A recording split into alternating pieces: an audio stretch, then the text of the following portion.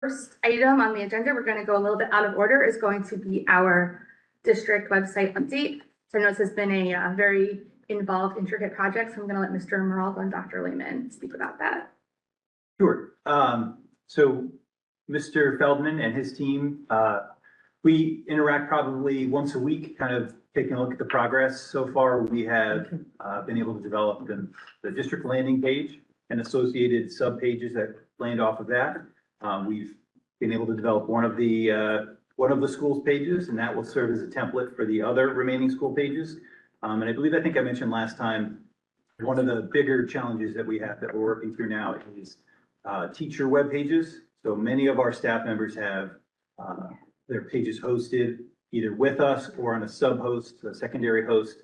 And from our research, it does not seem like many districts have that level of involvement from the teachers. Mm-hmm. So they were not necessarily having a process in transitioning our existing websites, teacher websites, to our district platform. So we believe we come up with a solution in the past week or so on how to do that. And we'll be taking probably close to 500 different web pages, individual teacher web pages, and starting to convert them over as well. So it's a laborious process. Again, the framework, the company's been excellent to work with.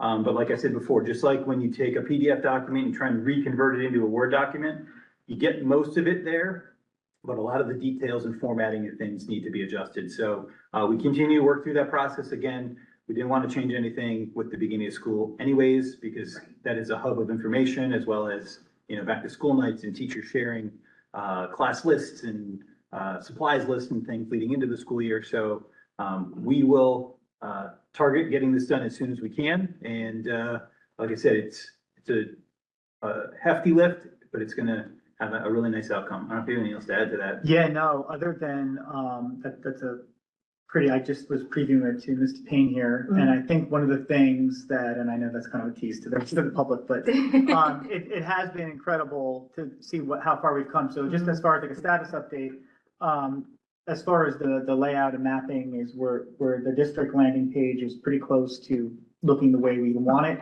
We're now moving on to the individual school sites. And we hit a little bit of a pause as the school year started, and even just within the last couple of weeks, we've been kind of redirecting them specifically with web design to do some things in a more functional manner to help service the beginning of the school year. But the one thing on the new site that I know has been a big ask of the community, and this committee specifically, has been the integrated calendar.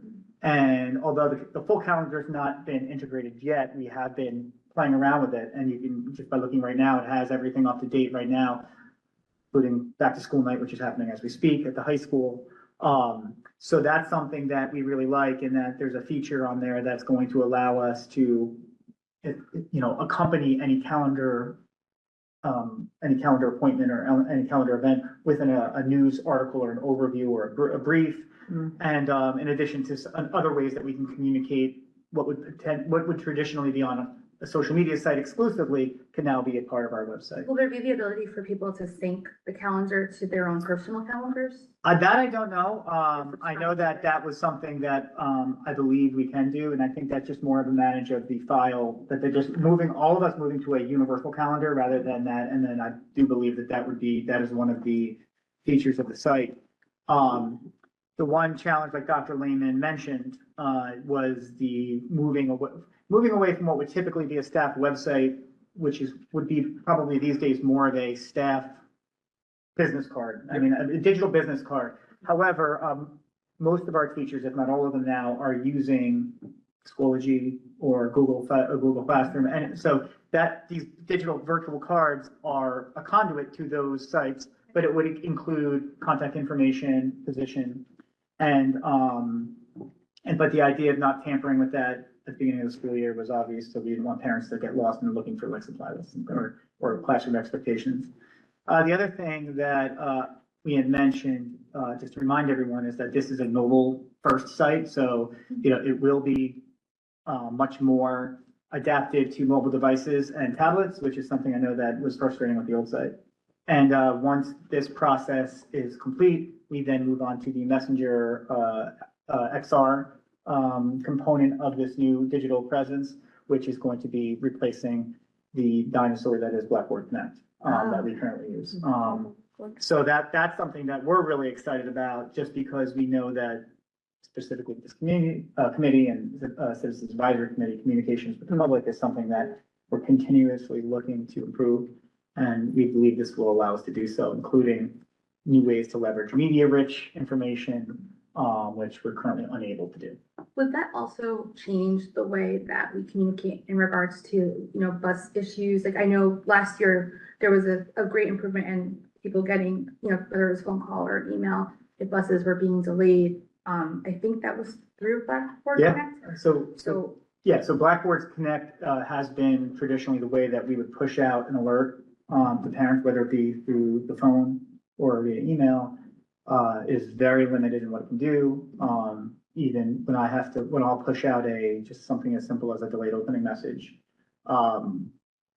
you'd be shocked on how clunky it is to accomplish some of those things, which leads to sometimes the occasional mistake.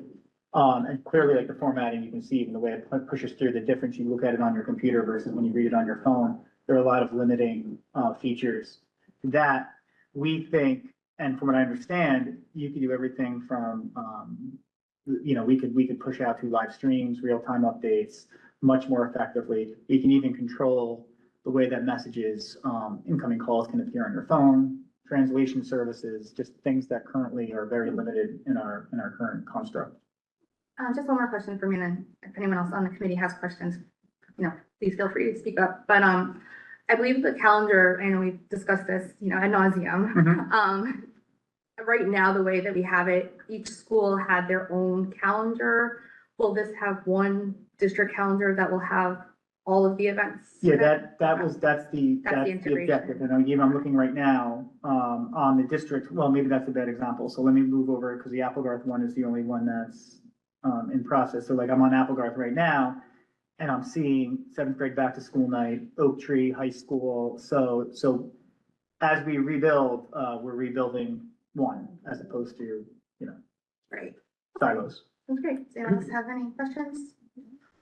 All right. Well, thank you, guys. I know it's been a laborious process. It's worth it though. I think everyone will be just pleased with the mobile friendliness. I think that's probably one of the number one pieces. And then, what tends to happen, and we saw it in some of the demos that we were looking at, when the district launches a web page, they also leave it up with a message that says, give us some feedback, Right. so we can make some adjustments and things.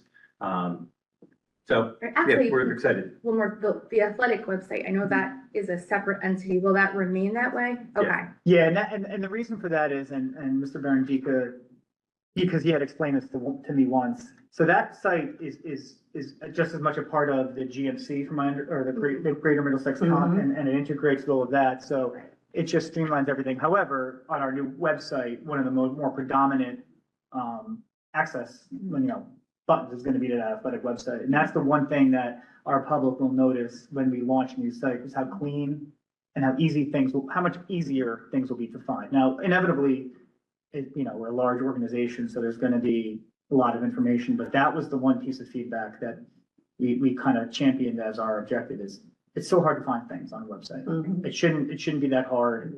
And so we really, and Mr. Feldman and his team have been doing this in addition to their normal responsibilities. Like, this isn't a new position that we brought on to do this.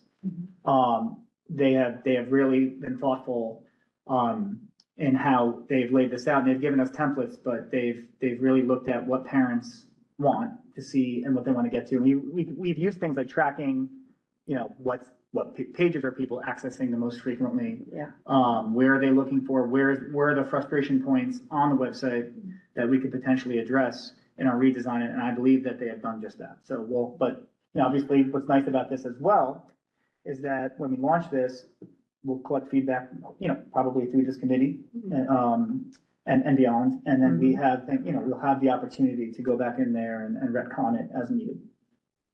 Would you be able to will the seniors be able to be notified and told that this is what happened and now this is how you can do it? Because I think they should. Yeah, so we'll promote the the relaunch of our website, the rebranding of our website, probably very ceremoniously. And, mainly because we know that that's been a point of frustration for the. It has been, yes. Actually, that's a good bridge to one of the other agenda topics, because one of them was active adult community communication. I know we had briefly discussed this, reaching out to the various communities. They mostly, I believe, each have their own newsletters that go out monthly. I forget how many we have in town, 14 now or 15. I thought there was 18. So there's several. There are 18. Um, 17 or 18. But the idea of possibly having, I guess like a school, like a district, sent monthly to be like, I know that there are some of them that have a resident who will write an article about what they see going on in the school district. But in order to get them like, just the, like factually, correct information, like we have a new website, we have, these events coming up, certain things like that. Is that something that we've considered looking into? So I think if I understand what you're asking is, so we've historically had a newsletter. Mhm. However, some of the feedback we've received about that newsletter is due to the nature of social media and real-time reporting, the newsletter always kind of feels outdated by the time it hits your inbox. And that, however, there's still value in this community. There's still a large portion of this community that does receive news from a newsletter style of publication. So we haven't abandoned what do we call it? The Falcon Town. Falcon Talon altogether.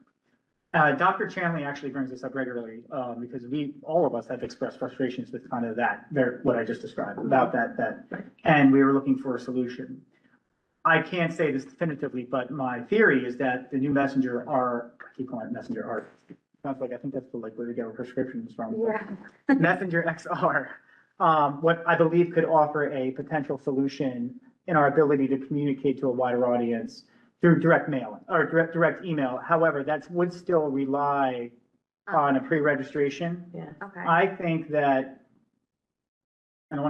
I still think it would be more, we would probably cover more bases if we maybe were more active in trying to get seniors to register for our newsletter or email, whether it be through Messenger XR or not, because I just don't think our ability to deliver a printed monthly publication would deliver the utility that the community is looking for. So I was No. looking for that. I was looking for the ones that the communities already have, like they have the Rossmore News. It comes having out, an but it's article. not every month. Almost like a column, Right. It's like within that. yes. Yeah, Yeah. it's just like, here's a very simple paragraph about what's going on in the Oh, okay, I district, see. coming up in the district. Here's information to register for more immediate news or something like that. I guess what we could do is if we went out and solicited these individual if they wanted to give us space, I mean, that wouldn't be too difficult. I know the Rossmore News would, Mhm. because, one of the ladies who writes for it, because Linda Bazowski no longer writes for it. Mhm. And the other lady who's in charge lives down the street from me, and she knocked on my door and said, would you like to write an article about the Board of Ed? I said, no. I said, I have enough things on my plate. Yeah, but I'm sorry, I know Linda was very thorough. Mhm. She checked every little word, dotted her, If and things we like would that. gladly deliver content.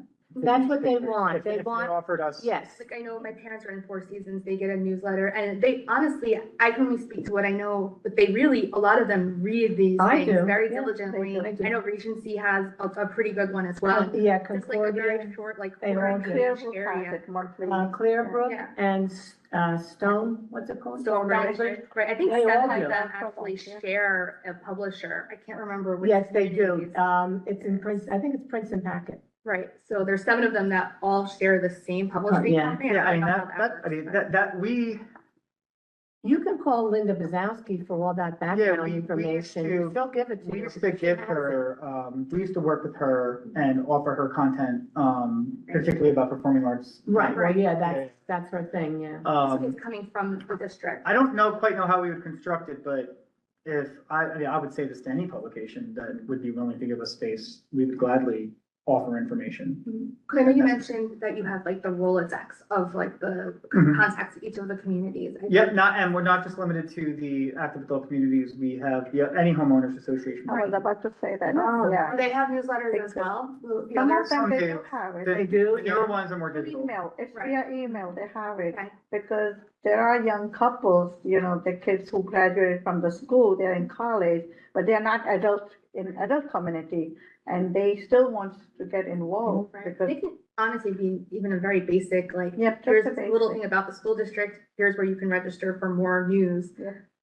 I something like don't that. know if a QR code would be appropriate in the senior newsletter. or No, a QR code, Don't do that. But, a link, something to get them, even if it's like a really simple, like, tiny URL type thing that Yeah, aren't a lot of letters to type in to register or something. That's a good idea to go into the newsletter, and also some of us have, television, stations too, that could come up also, or you can even, I can go down to, our clubhouse and sit there one day and say, would you like to sign up? Mhm. And if you give me a form, maybe the rest of the, active adult communities would find somebody to do the same, and we can register people. I mean, I'm just saying, Yeah. So we It's a have, big deal, but. I can tell you, so we have, I know the number exactly, we have 9,006 people on our email Oh, distributions. But when you think about it, how many of those are two parents in a singular Mhm. household? So Right. it's really not that many. Mhm. That to me has always been, in addition to, more of a grassroots effort to get Right. inside the AACs, I still think there's room for us to increase our general Yeah. distribution network, because I look at that number every time, and then when I target individual buildings, in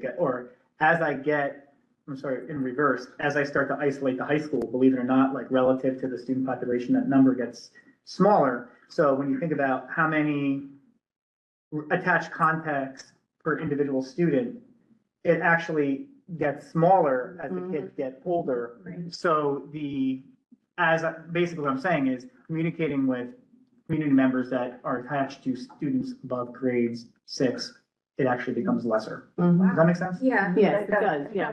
So that's something that I know that we think about Yeah. when trying to communicate key messaging, like everything from, drive safely to. Mhm. But buy all your the unit. activities in our schools, especially the high school with plays and things, the seniors would love to know about that and be able to come. So that's, Which especially once we have the calendar on the website, if they're registered, Exactly. it right, makes it much easier to Yes. send out that Yeah. information. So it's just a matter of getting the information, how to register out to Right. the seniors, even if it's one time in the newsletter or like the same, like not state specific information. well, you know what? The senior center has a mass email for everybody that's registered at the senior center. Right. That's how that So works. if you want to talk to Nancy over there, Yeah, that might be a good starting point. and they can, because we get email blasts all the time. And then you hit the people who are not in the Right. communities that are seniors Yes. as well. Right, exactly, yeah. The other thing I actually was curious about, do we send the information to Jamesburg to register with Monroe As far as like registering for our distribution or. for like for newsletter communication, distribution, just Um, especially like the high school events and things? I don't know, but, that is something that probably, I know that there are communications that go directly to, as we prepare to onboard those students, but that would be worth an inquiry, for sure. I think it'd be, I personally have never had an invitation to join a distribution prior to, you know what I mean? Mhm. But I would have loved to have the opportunity, if there was like a play, like you're driving down the road, you see the sign that there's a play, but I would have had no idea how to get Right. tickets. Right. So if our community was included too, I think that you would get maybe a little more, like, kids interested in different things too. We don't necessarily offer any theater programs Right. in our district, but once they're here, they might be like, oh, look at what. Yes. Dad put That is there." feedback that we've received from Jamesburg administration, specifically in the school district. We're, to that end though, we're also very excited. We've just kind of tapped into the potential of the new broadcast server as well, which we think is going to be a very big part this school year specifically of reaching the community, just because of the versatility that's going to offer. Like, for example, if, your resident from Rossmore may not need to necessarily tune into the Rossmore channel anymore. They can just tune into our channel. Right, And exactly. then, and that would be ultimately a solution, hopefully that could bridge maybe some of the Right. digital gaps that Yeah, exist. that's a good idea. You guys are giving really good segues today. So just really quick, in regards to like Jamesburg and Monroe, and this isn't on the agenda, it's something that we sort of discussed very briefly yesterday and then, I guess in previous months, but the idea of looking into merger information. By no means are we saying that this is something that we would definitely be moving forward with. Dr. Peck had been kind enough to share that the Jamesburg Board of Education had someone come in to present from Rowan. I don't remember his name. I don't know if you do. Kennedy Green. Good job. It was for the full board. So we had discussed possibly either having him come to present information about the benefits and information with mergers either at this committee, or if it might be a situation to have him present to the full board, because eventually they would all need that information anyway. So we had discussed reaching out to him, but before I did that, I just wanted to see if you felt like it would be better to do it here, the committee level first with his presentation, or something that invites to a full board for a presentation. Well, Dr. Peck, did he come and do it to the whole board or to a committee of? Had our board retreat, and it was something that we had, I guess last year, something that had been brought up, and so we listened to the presentation. Prior, there's also some YouTube videos from Rowan where you could watch it, like it was 4 hours long. I did watch it. It was very long, but just getting like the information of how the process works and what the sort of like how things get rolling, and then the wait time and what that potential outcomes could be. And I personally think it might be good for the whole board to hear, just Okay, because that's what I wanted it is to a hear. lot. It's a lot of details, but also a lot of process. It's not just like, we'd like to know if this is a good idea or not. It's a, Did they discuss some of the, because my understanding is the state is financing these types of things. right. Was that part of the presentation as well, kind of the mechanics of that? Yes, exactly. So there's like a application, Mhm. and then there's different groups or organizations that do the feasibility studies, and then they, in their process, do the recoup of the monetary. Do we know if they're going, because I know that last year, like there was, they did it the last 2 years and there was the deadline of April 15th. Do we, like, I don't know if you know if this is an annual thing that will continue in perpetuity until they say otherwise, or was it just like we decided to try it for a couple of years and now that is no longer. I think when- overall, the government is looking for shared services and right, smaller communities becoming more enjoying, what, not just at school levels, but fire departments, police departments, things like that. But I don't know. Was there a cost, Dr. Peck, or just no cost to the district? For the presentation. For the presentation? Yes. I don't believe there was, but And how long, would it be too long for a regular meeting night that we'd have to have a separate night to hold it, or how did you do it? it was about an hour, I think. About an hour, So it might be a lot at a regular meeting? regular board meeting, but I do think it's good information for Okay. all the Right. I the mean, stakeholders to be aware. We can invite him just for a committee meeting for like 15-20 minutes to see how, and if he's interested more for an hour session with us, we can do that. So Like, I'm thinking that this, because this will now be a part of the committee report, that this will come up, that there should be a discussion Yes. with the board on, Yes. at Wednesday's meeting, saying, like, just kind of getting a feel for the overall interest. And if the board is Okay. overall interested in moving forward with something like this, then we work to set up a presentation, potentially with Mr. Green, right? Yeah, that So- sounds good. I think that's a good idea. So I'll make sure to put it in there because I won't be there next week, so. Okay, thank you. That you guys can discuss what to do moving forward. All right, so let's see. Our next item, which was our first item, I appreciate you guys in dealing with the mixed up agenda, is recent legislative updates. So this was something that Ms. Moore had actually asked us to talk about, but I felt like it was good information for us to share, which was S2930, which was the Oprah revision updates. So there have been changes in the way that Oprahs are being handled. It was either as of August 1st or September 1st. I know one specific thing was about a specific form that has to be used, and other logistical, changes and modifications. So I figured we could just maybe find out if there've been any changes from the district as to how people submit Oprahs and how they're processed and things like that. So on the agenda, this will be board approval for the revised form. That will replace the form that's currently on the website. Other than that, the processes in terms of getting and submitting a form are unchanged based on the legislation. It's a revised form. I think the changes, and again, I just have the NJSBA kind of summary of what it is. The changings, they really kind of focus on clarifying the agency's responsibility to protect personal information. That's one of the changes, and it kind of outlines what that looks like. It enhances protections for video surveillance systems by exempting from public access security alarm system activity and things like that. It provides greater flexibility to public agencies in fulfilling records requests by limiting immediate access records of a certain defined, scope produced in the last 24 months. All of the records have a different time length in terms of expectations for producing those records. We can now direct someone to find information on a website as opposed to having to generate it and send it to them. If it's already on the With a website. Previously requested Oprah, you can direct them to go to the previously requested Oprah. Correct. Yep. It says anonymous requests are still permitted under Oprah. However, anonymous requesters will not be able to appeal a denial of a records request. And then it says it clarifies that requesters will still be entitled to reimbursement of their attorney's fees when an agency acts in quote unquote bad faith.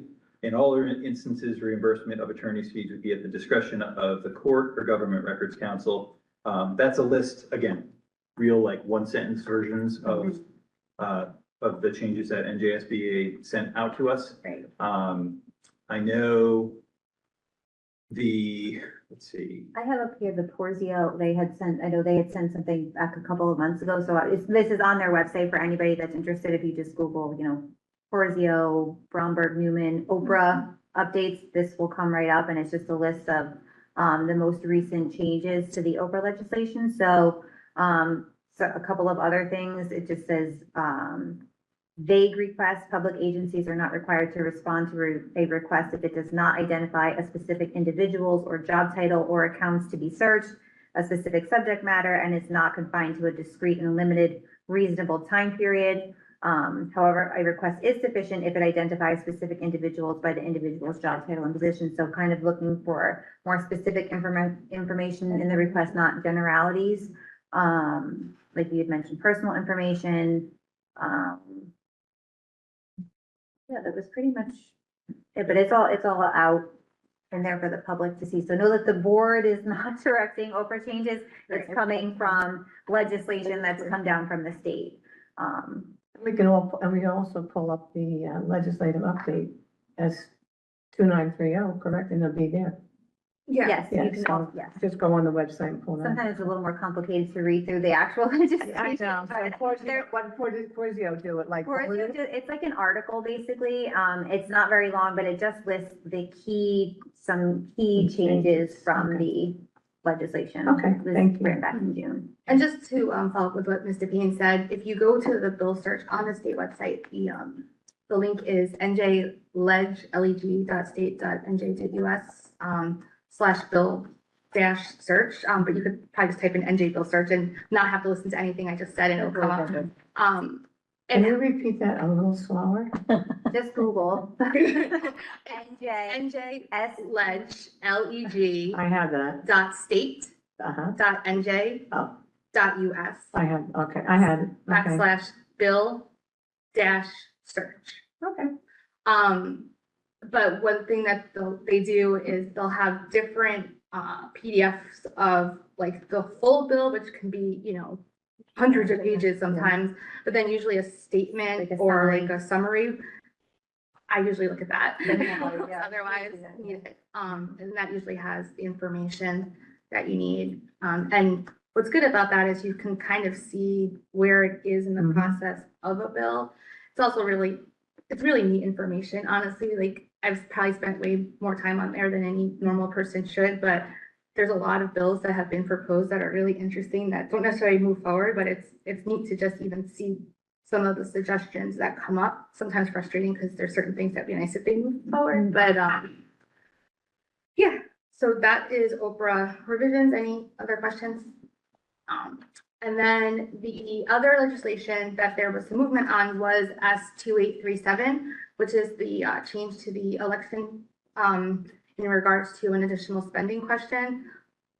So first, little civics information for everyone. I learned from the state that any bill that passes both houses, I'm sure like our 7th and 8th graders probably know this and I feel really dumb, but automatically becomes a law within 45 days. Unless the governor takes earlier action, either signs it or vetoes it. Or there's a stipulation that they're on a recess, like they're not there for the summer. The 45 days is extended until the first day when they're back in session. However, it does look like the governor did sign this, back in, I believe it was early September. September 4th, I have here. Was Yeah. approved. So that is good information for us.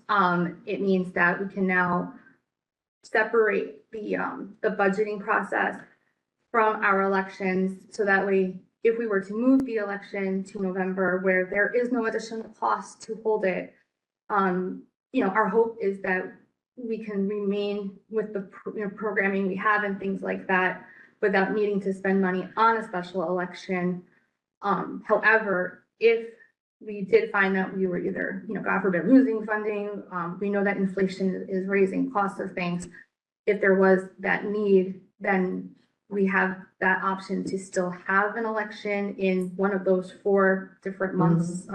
It So- basically becomes similar to like going out for referendum. Right. So you can Right. go out for a referendum question during certain months of the year. It basically has become the same thing now with the budget question. So your board election no longer has to be tied with your budget question. You can still go out for a budget question for the subsequent school year. So instead of going out in April, I think it's It's September. November, January and March. March, September, November, I think, or Yeah. December. I'm gonna see if I can Years find ago, it it in used to be here. December. It might be December. It might be It used to be December. December. So, the only other one that you can't do it in a subsequent year as of yet is November, Mhm. which was the other That's the one that we were waiting legislation, for. S 2548, which there's been no movement yet. Special school elections may occur in January, March, September, and December. Isn't that the Right. same as referendums? Yes, it is. Yeah, That's the same as. Same as those, referendum. yeah. probably the same Mhm. time period. Just a fun tidbit, at least for me. I did actually reach out to Mr. Weiss, when we were discussing the impact fee resolutions and things, just to ask how I've noticed other townships are holding additional spending questions, on these special election dates prior to the legislation being signed. I know Robbinsville was one that had just done it this past year. And he had shared that it was the way that they were raising funds. So I actually had just pulled it up. So they asked to take out a loan or a bond or promissory note, there we go, Mhm. to fund a shortfall as opposed to asking for an increase of the taxes. So if anyone was interested in that, that's one way that people were sort of able to work around that prior to this being passed, but now it's been passed anyway. So I guess you would do whatever is best for your district. Yeah, so with that, I definitely, think that being able to separate the two things is great and not having that required cost if we don't need it. Mhm. Hey, and I don't know, I mentioned it to Laura when I first got on the Board of Ed, and I know years ago, we were able to work with our township, and they were able, and I guess it has to do with timing and whether they still do it. You're always good at looking things up. If we have something that we have bonded, they could bond for us at a lower rate. I don't know if that's if they can still do that or not, but they did for us. They took something and they bonded at the township and we paid them, but at a lower percentage. So I don't know if anything can be done like that nowadays. I don't know. That would definitely be a I great mean, question for Laura. yeah, I mentioned it when I first got on a few years back, so I don't know if it's legal or Right. whether the town would even consider doing something like that. I think we have a good rapport with our township. And if it's possible to do, I think it's good to check it out and Right. see if they're able to, even if it's 1%, you know, able to rebond something for us and save us some money. Right, I guess it depends on what their bond Right. things are versus Right. ours. I don't know enough about it, and it's definitely worth. I don't either. All I know is that they did it Yeah. years ago for us to bring our costs down, Mhm. so. Yeah, I know, not long ago, I believe it was right around COVID time, I think we refinanced a majority of our bonds. And I don't think interest rates will see them as low as they were, even if, Right. you know, someone else could get a better deal and we could pay them. The rates that are out there now are probably higher than what we got, because I think we got rates. Oh, years probably- back, yes, yes. Yeah, around 2021, I think we Right. rebonded a significant amount of our, you know, Oak Tree loans or the high Right. school loans or whatever's out there. And, the interest rate was And municipality really, really low. would be the same, you think? You know, I'm not, Well, so I think the way it works is, you know, we have a bond rating, they have a bond Right. rating. yes. We work with our bond council, we shop around, And they do. they would shop around. Mhm. It would be a beneficial relationship potentially if you had to take a bond and maybe someone had a better rating than you Right, did. right. Then maybe they get a better rate. Again, Yes. Laura can answer the question, but from what I Right. remember when we did this last time, I feel like the rates were somewhere near, Comparable. near 2%, Right. you know, and I don't know that you get much lower than that. No, Do you know Any how different? long they usually are, the bonds? Is it The- like 10-year? So the bonds are established, the length of the bond is established at the time you issue the bonds. Right. So most of the time for schools, they're 20, 25, 30 years, yes. depending on the project. Renovation bonding is much shorter than a new construction Right. bonding, just like, you know, buying a used car versus a new car and things like that. Then the refinance is of the remaining term of what's left. Mhm. And then the bond counselors will go through and calculate, you know, what ones are worth doing, what ones aren't worth doing based on the time left. Do you recover the money that costs to do the refinancing and things like that. So Similar to a mortgage in some it's ways. very Yes, similar and a exactly. totally different Yes, scale, it probably is. using terms. I always try and relate it to the refinancing in a house. I know it's a tremendously more complicated process and way bigger numbers, probably different terms and stuff like that, but It's almost monopoly money sometimes, except it's real. well, I just remember when we went through it last time, there was a significant amount of savings over time. I want to say the number was $8 to $9 million in interest savings over the term of the groups of bonds. And some of them were shorter Right. lived, some of them were longer, but aggregate together was multi-million dollar Mhm. savings in interest for the community over time. Okay, I mean, something that could be looked into, you know. right, I guess if we need additional bonds, then Right. that's when we would Yeah. look to see if there's a way to Yes. do it. Yeah.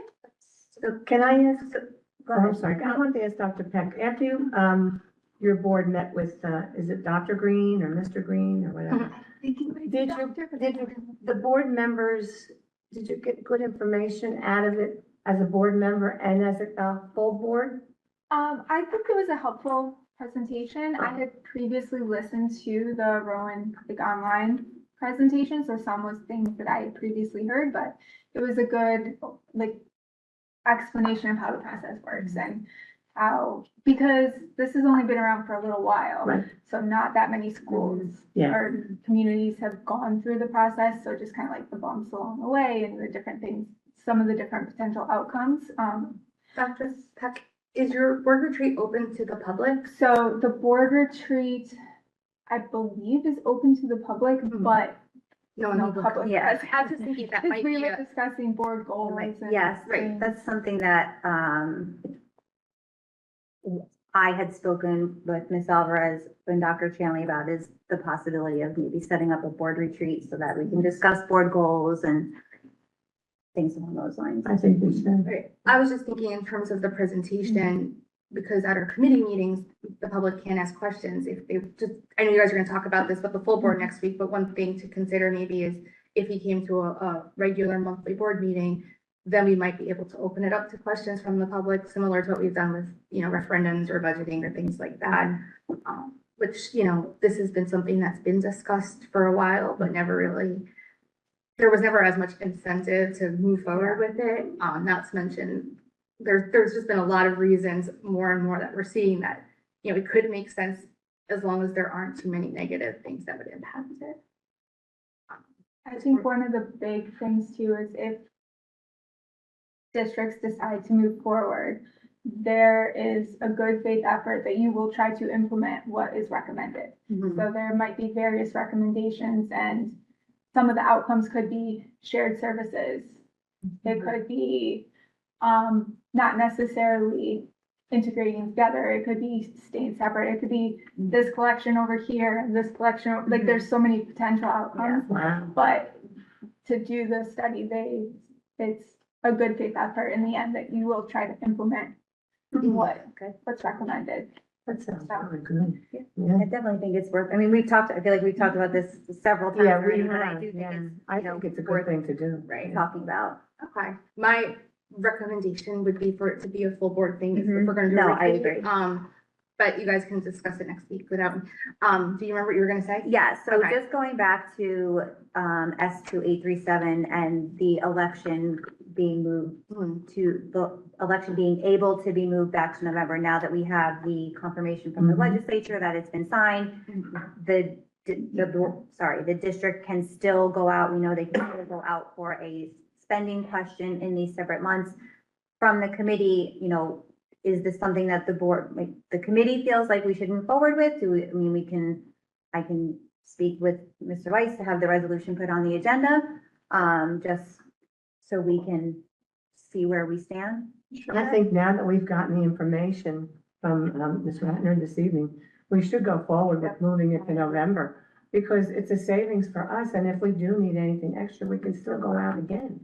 So, it'll cost us again to go out if needed, but you're still saving that initial 100,000, and then you can use that to go out again with something that might not need all that money. So I think it's something we should do a resolution on. That's just me. Yeah, I mean, I think, if our administration agrees, I know I had reached out to Mr. Weiss when I had gotten that information, and he had, because I wanted to make sure that I was understanding the law as it was written, and there wasn't something where there was like stipulations of anything. Like, I know there's one thing that says if you move it to November, you can't move it back to April for, I think it's Right. 5 years. But ultimately, there wouldn't be a need Right. to. Right. And from what I heard at one of my state ledge meetings, what they're trying to do is make it so that April elections and November elections are essentially the same at one eventually, which to me doesn't really make sense. I But feel like you're always gonna have greater voter turnout in November, Yeah. especially in years where you're tied To an election. like this year. This year. If there were an election, you'd have your presidential election Yeah. that it were tied to, so, and that also impacts the senior community. And so. it does. And it also impacts the school children also, because, you have to watch what day you have your election. You don't want those children in school. Especially, I mean, I know with presidential elections, that there's tons of people going in and out of our schools. And that was another topic that the state discussed about, yeah, keeping them out. So it would like and coincide we're with, closed on. and election closed day. on election day. And there are some districts that are not. I mean, and they use their schools, and, people come in and out with the children in there. And it's not good, especially with the big election. So, just, I was Sorry, gonna say so- Dr. Lehman. yeah, but also just to be very clear, this is not about extending terms. Like, yes, terms will have to be extended in order to make this happen. However, it also comes with a cost savings potentially. for Yes. districts. We may still have to go out for a question. Right. Like, I know that we're working on that, but it is in a good faith on the board's part now that we do not to have a board election. Not because anybody wants to extend their term, speaking for myself. Agree, that does make sense. Just from my perspective, I feel like moving an election, me voting on that is not something I should do because it's an election I don't participate in. Right. So Oh. if there's a We- budget question, if there's Yeah. money, Mhm. and I know that it's a fee, but I feel funny saying you should move it because I can't vote. And So I absolutely respect that. Right, I was curious, we had that discussion whether or not, because like, I mean, listen, you're part of the board, like, but it's, Jamesburg doesn't, we're not you're not affected, as far as I know, by this, I mean, like. with the it being only thing would be separated. If there was a monetarily, question, right, yeah. When do you hold your elections? Our elections are in November. November. Yeah, there's only like 10 districts in the state, I think, that have it in April, it's not a lot. Yeah. With the law being passed, is there any concern from an administration perspective? No, I mean, what I said at the last meeting really is the date of the election is not, you know, I as a leader in the district need tools to run the district. Right. The tools will range from everything from advocacy to flexibility in developing our budget, right? So that would be, you know, do we need to advocate for taking a look at 2%, putting things under a different umbrella in terms of exemptions from caps and things like that. Those are tools that I need as an administrator in the district. One of the tools may have to be at some point, maybe not this year, maybe 5 years down the road, who knows, is going out for referenda, going out for, you know, those are tools. So I would need those tools as an administrator in the district. Right. The date of the election is not something, I will be here no matter who's sitting at the table, right? Right. Mr. Monroe will be here no matter who's sitting at the table. So With this being separate, then it, as the law. previously, if the two are intertwined with each other, it's making a move and changing the tools that we had at the time. Now, the things have separated. I think that there's definitely more flexibility. But again, my perspective is I'm here. Right. I'm developing as efficient budget as we can, or at least we're going to participate to do that. Right. We want to operate with the expectation, the rigor of our community. We have the expectation and the standard for our students, and we want to be able to maintain that. And we just need the tools to be able to, and options to be able to maintain those programs. So then, yeah, And this legislation still provides those options. right. Yes. It separates and it gives us the ability to have it at no cost with the stipulation that if we needed to, Right, you still there's can. still the cost, but, Right. and then hopefully they'll pass that November legislation, which make it even better, but Yeah. it's not, you know, Not necessarily intertwined, like, it still gives us those tools if we need them. So, Right, yeah, I right. definitely think it's beneficial for us to move forward on Yeah, I it, do this too. being passed. So then in your report, you could just mention that, you know, this was discussed and that the committee felt that the resolution should be on the agenda. And you'll reach out to Mr. Weiss. I'll reach out to Mr. Weiss for the resolution. Okay, And I'll read that, because you're not gonna be here. yeah, so I'll make it really long for you. They're gonna know it's not me talking. They're gonna know you left it for me. All right, so just really quick, the last thing is the legislator correspondence. We had discussed about having kind of like a one-page snapshot of things that we wanted to provide the legislators. I had sent in the two of the things. One was the differences in the two legislations. I tried to make it as short as I could. It's really hard for me. Oh my God, what was the other thing that I sent? The legislative? Yeah, well, because there were the four things. So there was the full day kindergarten cost, there was the difference in the legislation, there was the preschool grant revisions, and then there was the fourth thing that I wrote that I can't remember. The alphabet, that's what I. I can look it up, but I guess as far as that, just estimated unofficial costs for full day kindergarten, is that something? So I'll check with where it is with the team. I updated based on kindergarten or first grade enrollment numbers in current room utilization, right? With the, what does it gonna look like today? Right? Staffing today, kids today, everything in play today. 'Cause, again, we don't have the demographic study to even make any reasonable projections for the future. So I provided estimated staffing, estimated room utilization, as well as I have an estimated classroom setup cost in terms of furniture acquisition. And I passed it on to have facilities kind of assessment done to it. So as soon as that's completed, I'll certainly get it over to you, Okay. or Dr. Chandler get it over to you. But it's going to be a snapshot of today. Right. The reality of what it's going to look like 3 or 4 years or 5 years from now or 2 years from now, we'll find out in Right. February. Yeah, maybe into January when we see what our projections are. Yeah. But it'll give us a snapshot of what it could be today. And this would be, with some construction, because that's, as we stand here today, that's really the option. we don't know yet. Right, I mean, if we are going to have some attrition, right, and have, and you brought it up before, but it's again, a projection we can't assume right now. Right. If there is natural attrition in sections and we have staff that would necessarily don't need to teach a certain grade level anymore, can they be reassigned to in their classroom, be reassigned to a kindergarten classroom potentially? But those aren't assumptions that we're in a position to be making right now. So we're gonna take a snapshot of like this moment in time. And I think that's just the fair thing to do, with a very general estimate on facilities, like a square foot price, average size of a classroom times a square foot price, kind of stuff. Doesn't involve anything else than that. Right, yeah, I think just from coming from that meeting, what I really wanted to just give them was, this is the amount of money we need so that we're no longer one of 6 districts left.